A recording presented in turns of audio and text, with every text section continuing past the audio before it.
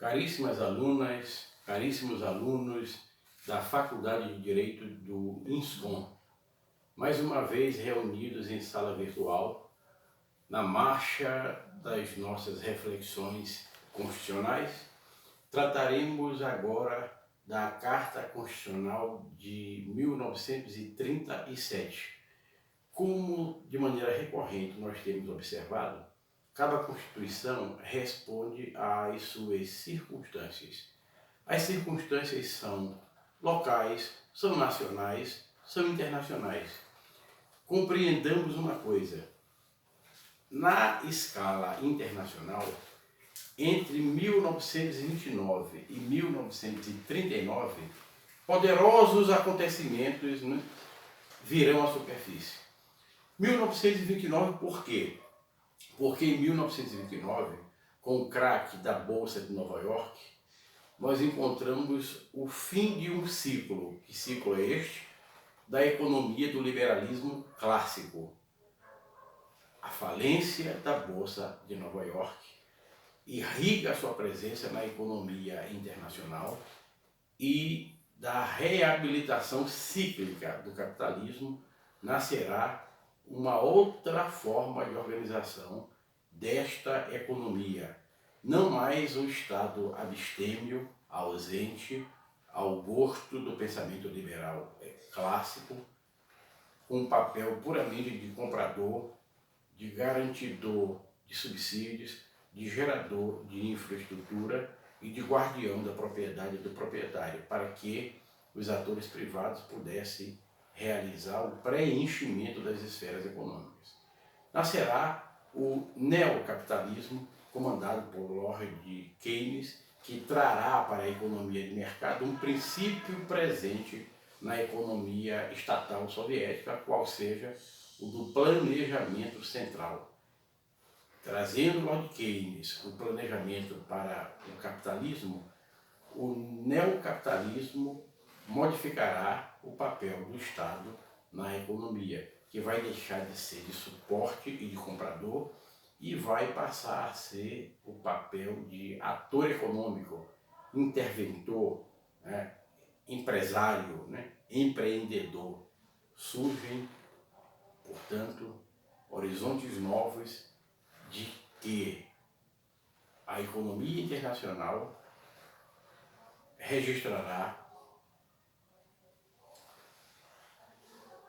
cenários novos com o advento do Estado produtor, do Estado interventor, do Estado que tem um papel muitas vezes de monopolista de certas atividades e que os atores privados estão ausentes. Este neocapitalismo emerge nos anos 30. E 1939 por quê?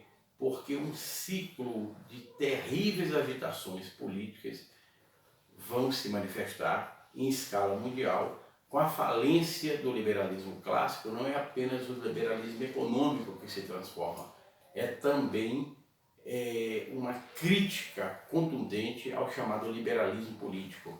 E ausente este ponto de equilíbrio liberal no cenário político internacional, o que vai acontecer? Uma polarização entre o fascismo, que é ditadura cega do espírito, de extrema direita, acreditando no protagonismo do Estado, no autoritarismo e na violência, e, como contraponto, a afirmação em escala rotunda do chamado socialismo realmente existente, Sorex, com a pregação do comunismo. O que vai se ter, portanto, é que essa polarização vai tomar conta da década de 30 e vai inspirar radicalismos em todo o mundo, no confronto aberto, no plano das ideias, no plano da ação política, entre fascismo e comunismo. Esta polarização desembarca no Brasil. E desembarca no Brasil por meio de dois acontecimentos marcantes, que são, precisamente, a Aliança Nacional Libertadora, de inspiração comunista, que realiza uma tentativa de golpe de Estado em 1935 e fracassa, e mais tarde a chamada intentona integralista, porque o integralismo é o fascismo brasileiro. O que se tem é que a Aliança Nacional Libertadora tinha a liderança de Luiz Carlos Prestes, que passará em seguida 9 anos na cadeia, em razão do fracasso do golpe de Estado de 1935, e a intentona integralista, liderada por Plínio Salgado e fracassada também, vai conduzi-lo ao exílio. Sucede que no meio está a figura central deste pretenso César, que é Getúlio Vargas. Amparado nas Forças Armadas, ele busca o golpe de Estado de 10 de novembro de 1987. E esse golpe de Estado, que funda entre nós o Estado Novo, tem inspiração fascista.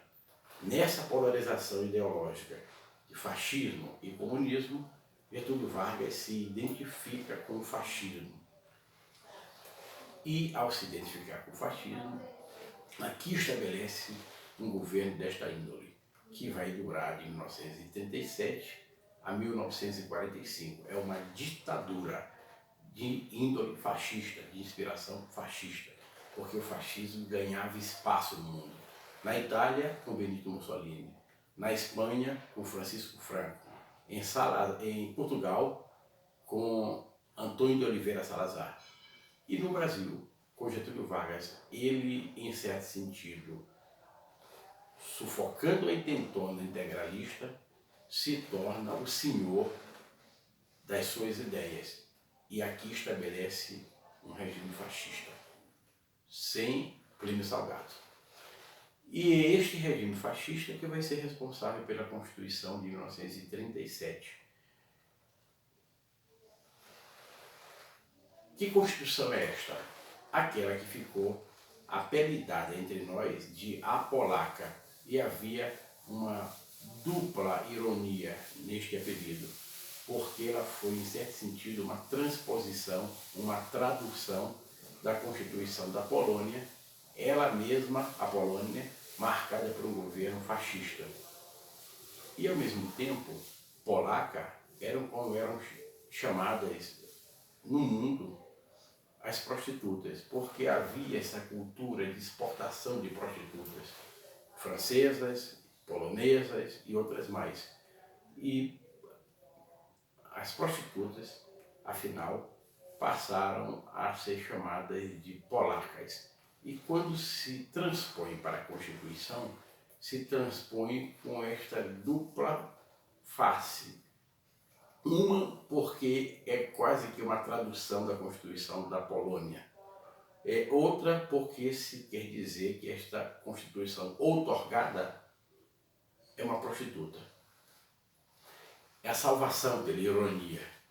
E esta Constituição teve como inspirador um jurista mineiro chamado Francisco Campos, apelidado de Chico Ciência, que foi ministro de Vargas, e ideólogo do Estado Novo, no que ele concorreu com outro ideólogo, também jurista, igualmente professor universitário, só que de Pernambuco, Agamenon Magalhães. Ambos de inspiração fascista, ambos de índole fascista, ambos fascistas, crédulos dos poderes absolutos da autoridade. E o fascismo, amigas e amigos, tem por legenda maior esta locução de Benito Mussolini: tudo no Estado, tudo pelo Estado, tudo para o Estado.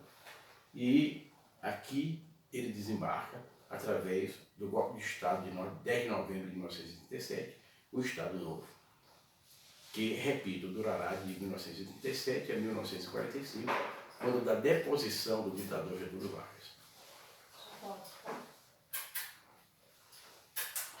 Registro que esta Constituição é produto dessas circunstâncias.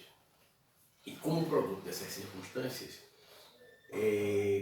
qual foram as modificações que ela provocou relativamente a toda a nossa tradição constitucional de 1824, 1891 e particularmente 1984.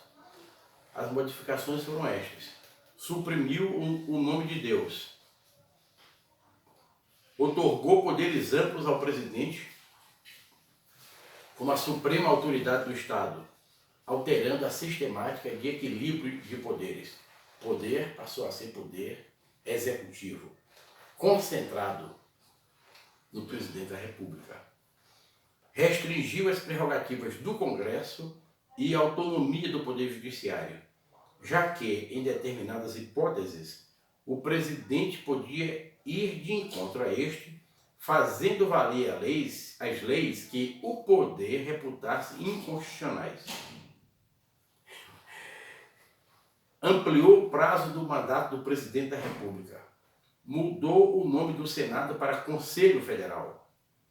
Instituiu o Conselho de Economia Nacional como órgão consultivo. Limitou a autonomia dos Estados-membros. Criou a técnica do estado de emergência, que foi disciplinado pelo seu artigo 186. Dissolveu a Câmara e o Senado, bem como as assembleias estaduais. Restaurou a pena de morte.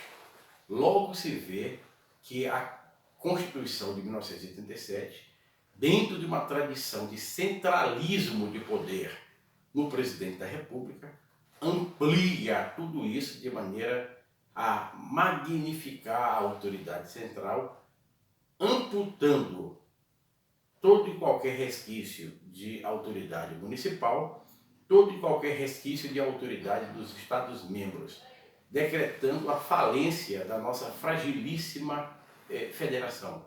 O federalismo entre nós, transplantado dos Estados Unidos pela Constituição de 1891, a primeira republicana, foi um rotundo fracasso.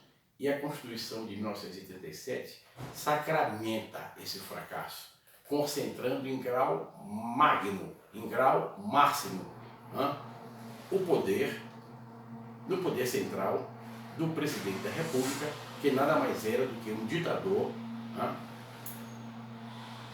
buscando uma aparente forma constitucional para o exercício do seu poder unipessoal.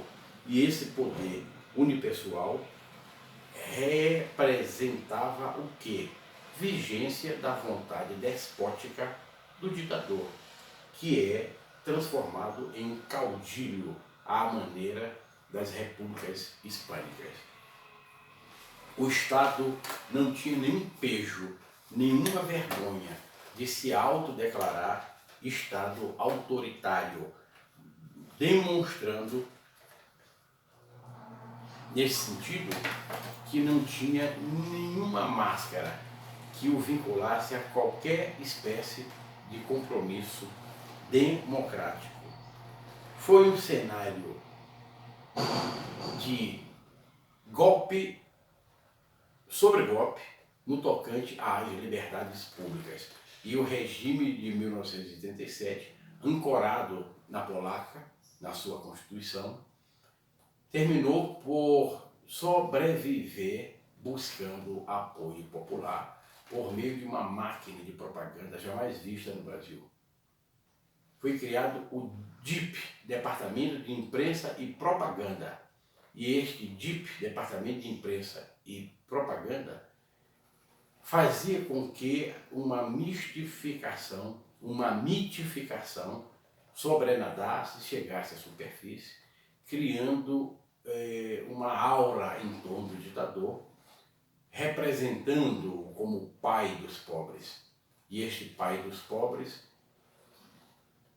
que era contra a criação do Ministério do Trabalho, não podendo embargar o seu advento, se apropria do feito que decorre de uma teimosia de Lindolfo Collor, político do Rio Grande do Sul, que foi o primeiro-ministro do Trabalho do Brasil, e que chega ao cenário nacional como um dos líderes civis ao sul da chamada Revolução de 30, reclamando entre nós o advento do Ministério do Trabalho.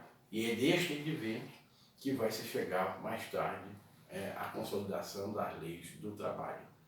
E Vargas não queria Ministério do Trabalho, mas ele surfa neste fato, que é um fato que ele não pode embargar, e se torna um ditador em busca deste respaldo popular resultante da mitificação produzida pelo Departamento de Imprensa e Propaganda. Pai dos pobres, que teria legado às classes populares a legislação trabalhista, o que é em grande medida uma mitificação, porque quando se consolida em direito, se consolida leis esparsas, e muitas dessas leis vinham sendo produzidas desde a viragem do século, desde a primeira década do século XX, desde a década de 20 do século XX, desde a década de 30 do século XX, por lutas sociais resultantes da nossa urbana industrialização, da criação de massas operárias no Brasil, que afinal buscavam direitos sociais, afinando a sua reivindicação com o sentimento mundial decorrente da Constituição do México de 1915 e da Constituição de Weimar, na Alemanha, de 1919, as quais trouxeram para o cenário do mundo real e concreto e para a ambiência formal e abstrata do direito a legitimidade, o amparo legal, a tutela jurídica para os direitos sociais, de tal forma que essa Constituição representa esse estado de coisas que vai de 1937 a 1945, e 1945 ela esgota o seu curso, porque é o fim da Segunda Guerra Mundial. Militares brasileiros foram combater na Europa pela democracia, e ao voltarem vitoriosos depois de uma sangrenta luta que termina por derrotar o eixo nazi-fascista, a aliança de Mussolini com Hitler, a que se somou a presença de Hirohito, japonês, o que se tem é que não mais tem ambiente cívico e político para os militares alicerçarem, ampararem, sustentarem uma ditadura. E o que acontece é que, sem este apoio, Vargas busca de todas as formas permanecer no poder, criando um movimento chamado queremismo, que significa dizer queremos democracia com Vargas. Só que este movimento não prospera, retirado o apoio militar, ele termina por ser objeto de uma deposição em 29 de outubro de 1945, assumindo a presidência da República José Linhares, presidente do Supremo Tribunal Federal. E é este novo presidente que vai, afinal, extinguir o terror dos terrores do regime de 37, que é o Tribunal de Segurança Nacional, o braço repressivo do Estado Novo, que condenava todos aqueles que lutavam pelas liberdades democráticas, de tal forma que encerra-se, em 1945, esse regime fascista, com a deposição de Getúlio Vargas, e os ventos democráticos de então varrem o mundo e, de maneira inexorável, vão desembarcar no Brasil, exigindo o fazimento entre nós de um novo pacto constitucional. Muitíssimo obrigado.